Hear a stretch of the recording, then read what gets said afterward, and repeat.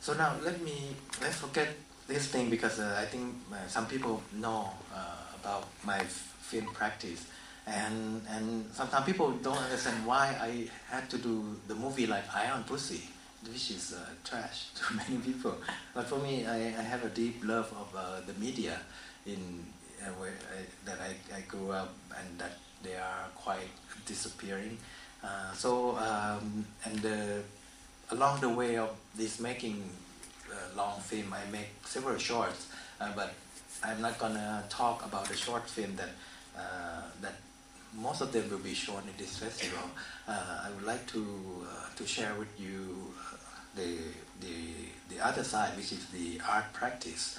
For me, when I make films, when I make a short film, my friend who's a curator sometimes put them in the gallery, and for me it's still my film, it's still a film, but sometimes there's an opportunity I start to realize, there's a chance for me to experiment with something that is more of an idea or abstract idea.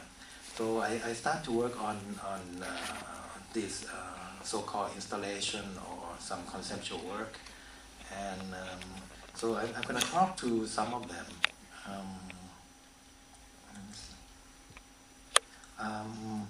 This is the work that I did in before Blissful Yours. Is what I did in Japan. I spent the time there about 3 months, and again with like the black and white movie Mysterious Object at Noon. I'm really fascinated by the collaborative process, to get the story from people. I mean, not from myself, but to get rid of the authorship of the work.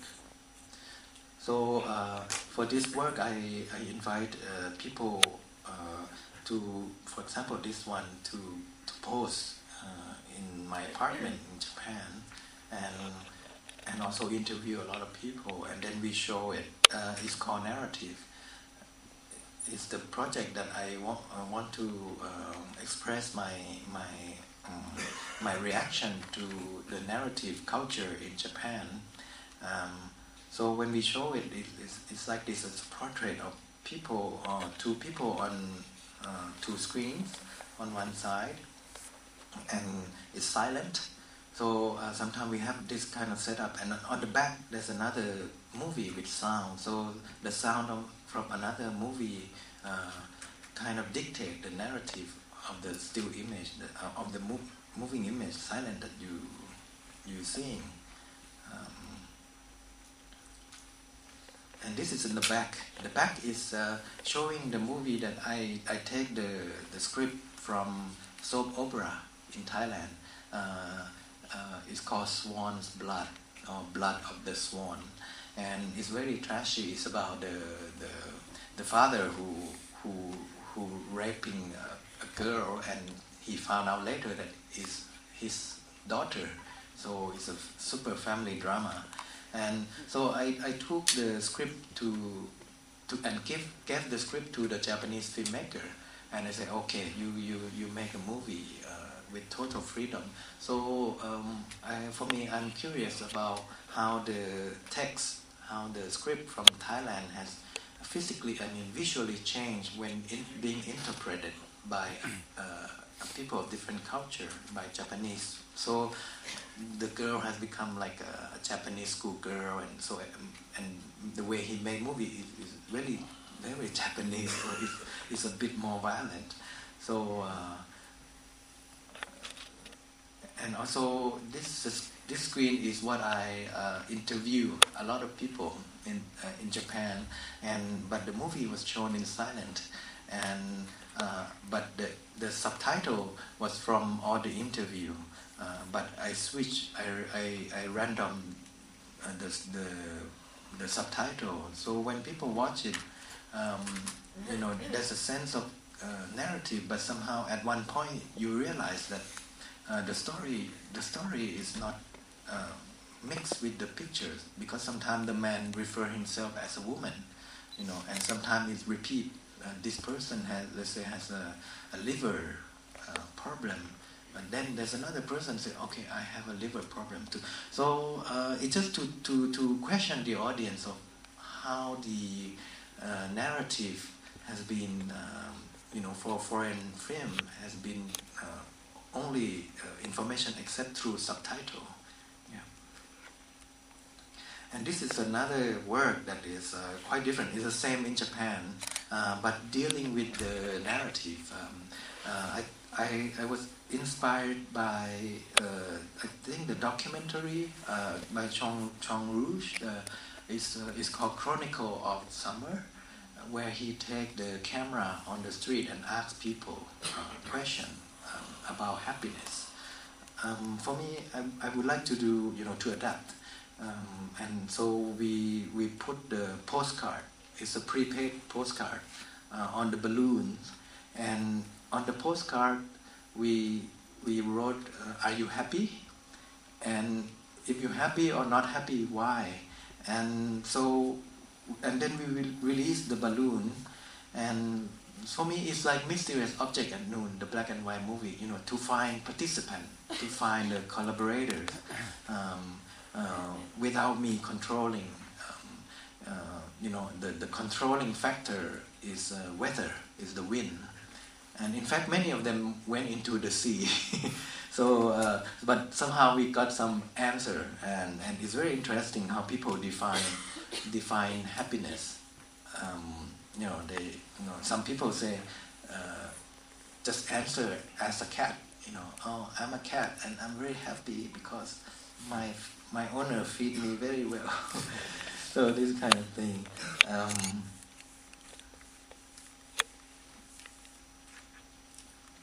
And also we did the similar thing in Mexico City. Again, I like to find out the happiness, and also with different location, different belief in religion, and different economy, how people define happiness. And also in Amsterdam, you see it's less balloon because my budget ran out.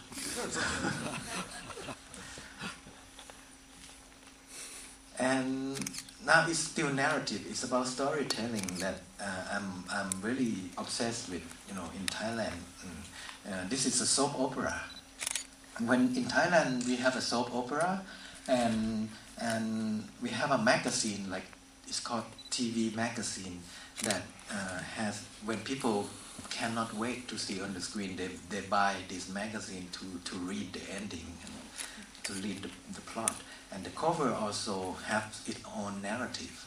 So I asked non-professional actors to pose for me like a cover of this magazine to hint certain narrative, and the audience can interpret narrative by themselves. And that also is a video, it's not still, so people cannot stand still, so it's like a little movement all the time. And this is how it's shown. The picture in the background fade out after a while, and then there's a man in the middle looking at you.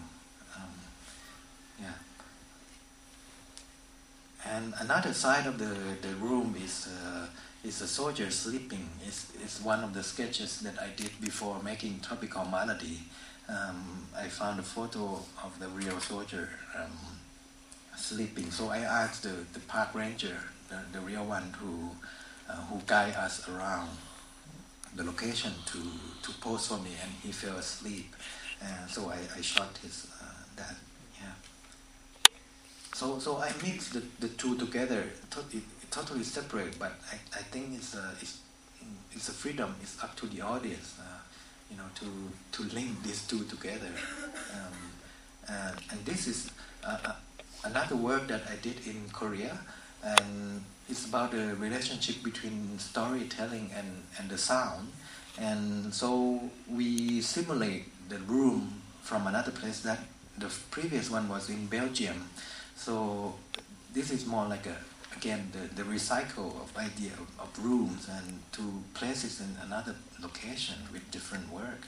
So inside the room there's a woman singing, and outside is blocked by the glass, the window, and there's a back projection movie of the woman sleeping and walking in the forest, and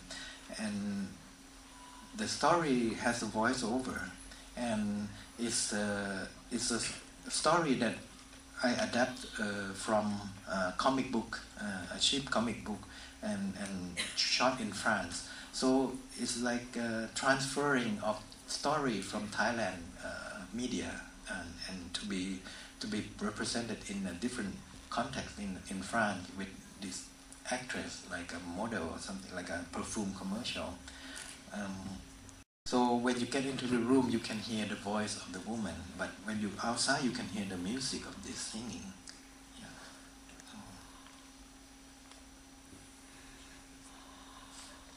And this is another work.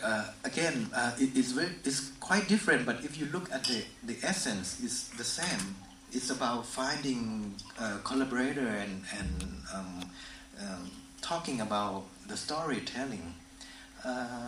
In this work, I invited my friends, mostly curators and artists, and myself also, to give me their CV, their resume. And then I gave the resume to the television, to the radio drama station. And I say, okay, you can do whatever you want, and this is the background, the character background. So they created a radio drama based on these facts. So I think it become like a love story of an artist, and I become one of the artists who try to to get this curator woman to fall in love with me, and there's another guy who tried to compete with me. So for me, it's very interesting to get rid of the direction, and you don't know what the result you will get. So when we show this piece, we show it in a dark room and only audio, only sound of the radio drama with all this melodrama music that the station made, and with this frame background of the real people. So there's a clash also between fact and fiction. Yeah. And this work is done after the tsunami in Thailand. So I collaborated with my friend who's a French artist, and so we take the camera to the island, and we asked the kids there, 3 kids, to tell us to direct, to be a director. So it's like we give up the position of the directing, and that the kids tell us what they want the actors to do. So we went 2 of us, and then we also took the actor with us. So the kids direct the actor, go to the bathroom, open the door, like drinking, go play with the dog. So it's very direct, spontaneous, direct direction that they give, and then we shot the actor doing those later. So for me, we try to follow the kids' thinking pattern. So sometimes it repeats, sometimes it's like eating food, drinking, and go to toilet, and then turn on the fan, and then go to toilet, and then go to toilet again. So it's their pattern of thinking, but also they also show that their activities. They tell us their activities in the island. So the film show is like mimic the kids' pattern of thinking in a way.